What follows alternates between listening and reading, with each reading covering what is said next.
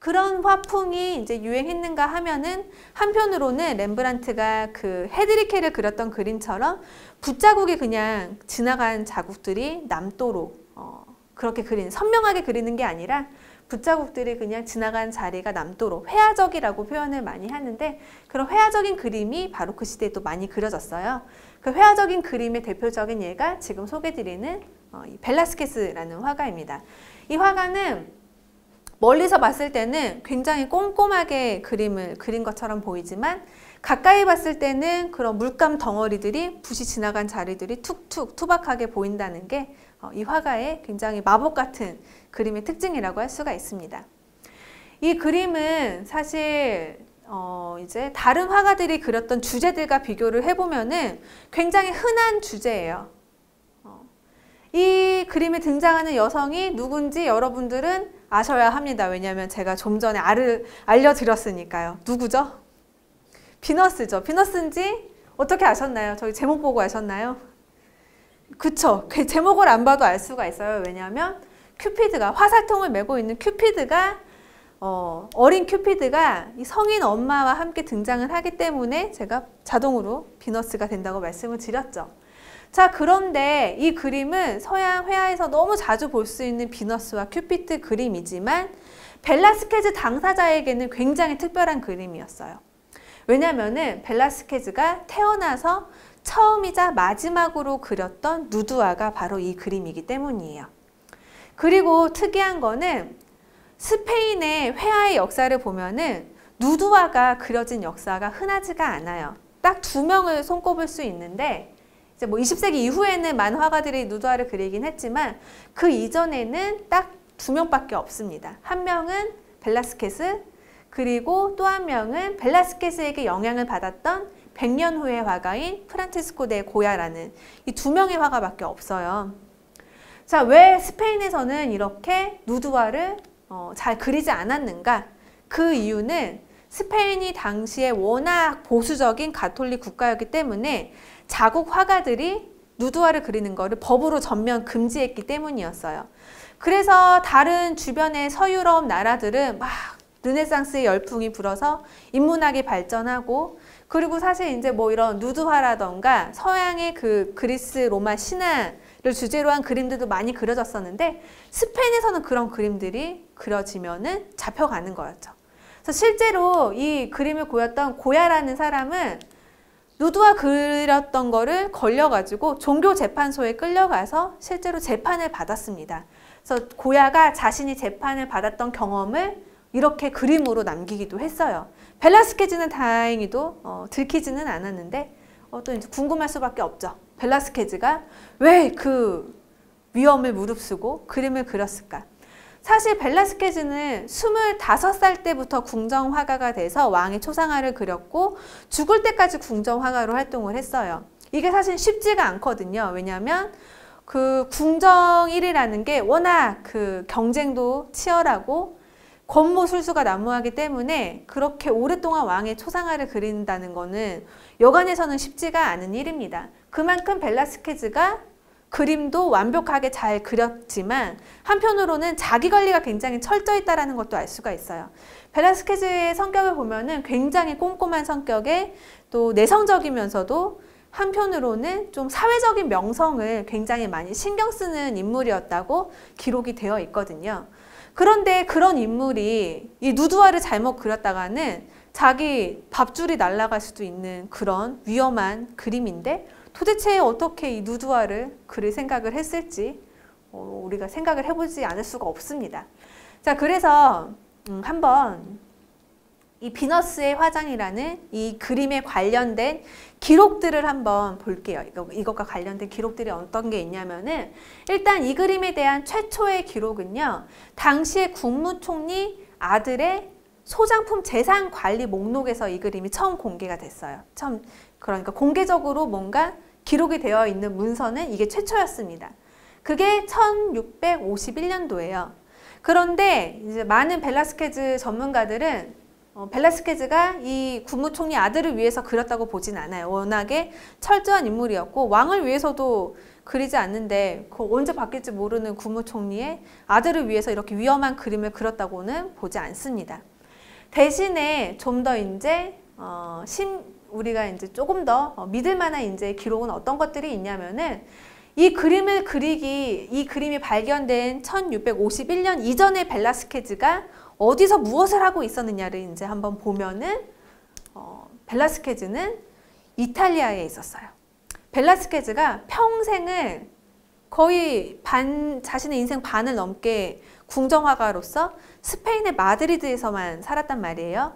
그런데 처음으로 혼자서 이탈리아로 출장을 가게 됩니다. 그때 나이가 52이었어요. 52의 이제 중년의 나이에 처음으로 가족들도 다 집에 있고 자기 혼자서 왕의 예술품을 사기 위해서 이탈리아로 출장을 왔는데 그림을 샀으면 이제 집에 와야 될 거 아니에요. 그런데 이 핑계 저 핑계를 대면서 이탈리아에 무려 2년이나 거주를 하게 됩니다. 그리고 그 사이에 어떤 한 여성과의 사이에서 아이를 낳기도 해요. 이런 정황들을 미뤄봤을 때 그림이 이탈리아에서 그려졌을 가능성이 굉장히 높죠. 왜냐하면 이탈리아는 교황님이 계신 곳이기도 하지만 한편으로는 르네상스 운동이 최초로 시작된, 한마디로 그리스 신화 이야기가 그려지고 인간의 육체를 그리는 것을 죄악이라고 생각하지 않는 인간 중심의 새 사고가 널리 퍼져 있던 나라였어요. 그래서 이 마드리드에서 자신을 철저하게 관리하고 있던 이 벨라스케스가 자유분방한 도시인 그 이탈리아의 로마에 갔을 때 뭔가 기분이 좀 릴렉스하고 좀 자신이 딱 움켜쥐고 있던 무언가가 좀 풀리지 않았나라는 거를 생각을 해볼 수가 있죠. 여기서 우리가 또 알 수 있는 증거가 로마에서 또 다른 여성 사이에서 아이를 낳기도 하고, 그렇기 때문에 이 그림은 벨라스케즈가 화가로서 한번 이 누드화를, 화가로 태어나서 이 누드화를 한 번쯤 그려보고 싶은 마음이 늘 있었는데 마드리드에서는 그거를 하지 못했었고 로마에 왔을 때 이제 겨우 한 번 그려봤을 것이다 라고 추정을 하는 게 국무총리의 아들을 위해서 그려줬다고 추정을 하는 것보다 훨씬 더 믿음이 가는 부분입니다. 그래서 우리가 또 볼 수 있는 게 뭐가 있냐면은 벨라스케즈가 아무래도 이제 누드화를 평생 이제 그릴 생각도 못 하다가 딱 한 점 그려본 거잖아요. 그래서 이 그림에 치명적인 실수를 하나 하게 돼요.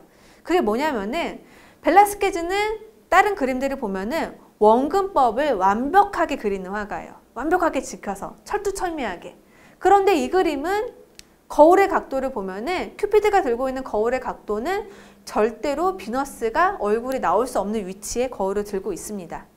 이런 그림이 없거든요. 그런데 처음이자 마지막으로 누드화를 그리면서 이런 이제 오점을 남겼다는 거죠. 이 그림을, 이거를 이제 수상하게 봤던 사람들이 바로 이 그림이 소장되어 있는 내셔널 갤러리의 직원들이었어요. 직원들이 이제 점심 먹고 그림을 구경하다가 시청각 팀에서 일하고 있는 한 이제 존 파커라는 사람이 저거 거울 위치가 좀 이상하지 않아? 벨라스케즈가 저럴 리가 없는데? 하면서 직원들이 직접 한번 사진을 찍어 본 거예요. 저 위치에서 과연 정말 얼굴이 나올 수가 있을까? 하고 찍어 봤더니 결론은 이제 얼굴이 나올 수가 없다가 됐죠. 그래서 이거를 같이 이렇게 미술관에서 전시도 하고 이게 막 또 화제가 돼서 뉴욕 타임즈에도 이 부분이 또 실리기도 했습니다. 한편으로는 이 그림은 당시에 동시대에 그려졌던 어떤 그 누드화들보다도 굉장히 매력적이에요. 이 여성의 도대체 앞모습은 어떨까 이런 호기심을 불러일으키기도 하고 그 뒤태가 굉장히 막 허리도 잘록하고 뭔가 탄탄한 그런 몸매가 굉장히 많은 그런 상상력을 또 불러일으키는 그런 아름다운 그림이라고 할 수 있는 것 같아요. 그래서 고난을 당하기도 했습니다. 너무 매력적인 그림이라서 테러를 당한 일이 있었습니다. 바로 이제 거의 100년 전에 1914년도에 메리 리처드슨이라는 여성 운동가에 의해서 식칼로 아주 무자비하게 이렇게 난도질을 당한 일이 있는데요.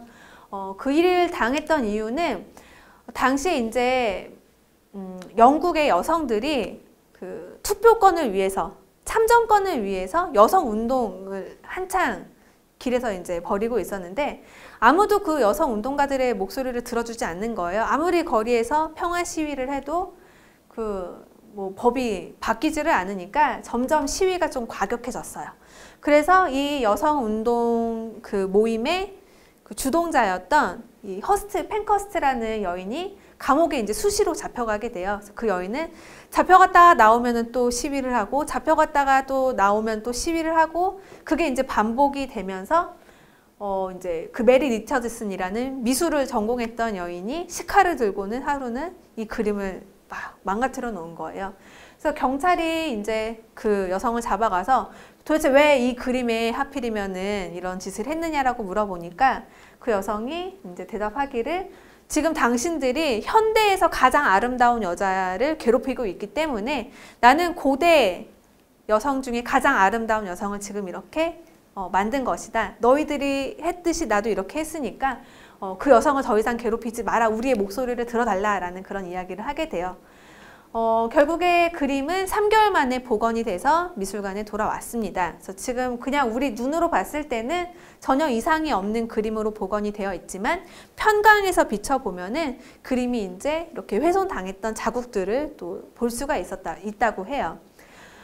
사실 그림을 훼손한다는 거는 이 그림을 사랑하는 많은 사람들뿐만 아니라 하나의 문화유산을 훼손한 엄청난 범죄이기도 하지만 또 한편으로는 그런 과격한 일이 있었기 때문에 그 일이 결국에는 이 여성들이 투표권을 얻는데 또 일조를 했다는 거는 또 부인할 수 없는 그런 사실인 것 같아요. 이렇게 해서 또 하나의 우리가 좀 생각할 만한 그런 사유할 만한 이야기들이 많이 담겨 있는 벨라스케즈의 비너스의 화장이라는 그림까지 소개를 드렸습니다. 이제 저희는 마지막 전시 공간으로 이동을 하도록 할게요.